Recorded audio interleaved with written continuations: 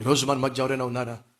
తల్లిని తండ్రిని బలవంతం చేసి ఒప్పించి పెళ్లి చేసుకోవాలి, నా ఇష్టం, నా పెళ్లి, నా జీవితం అనే తలంపు కలిగి, అది దేవుని చిత్తమా, వాక్యానుసారమా, దేవుడు ఏర్పరిచినటువంటి జీవిత భాగస్వామా కాదా, నాకు అవసరం లేదో, నాకు నచ్చాడు, నాకు నచ్చింది, నా ఇష్టం అని పెళ్లి చేసుకునే వాళ్ళు ఎవరైనా ఉన్నారా?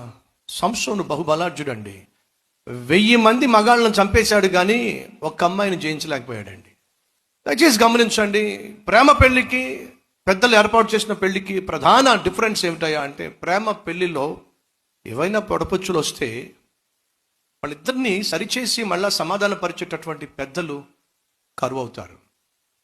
అదే పెద్దలు కుదిరించినటువంటి పెళ్ళి అయినట్లయితే భర్తలో లోపం ఉన్నా, భార్యలో లోపం ఉన్నా పెద్దలు వచ్చి కాసేపు కూర్చోబెట్టి, అలా కాదు నాయన, అలా కాదమ్మా అని చెప్పి కాస్త సరిచేసి మళ్ళీ సమాధానపరిచేటటువంటి అవకాశం ఉంటుంది.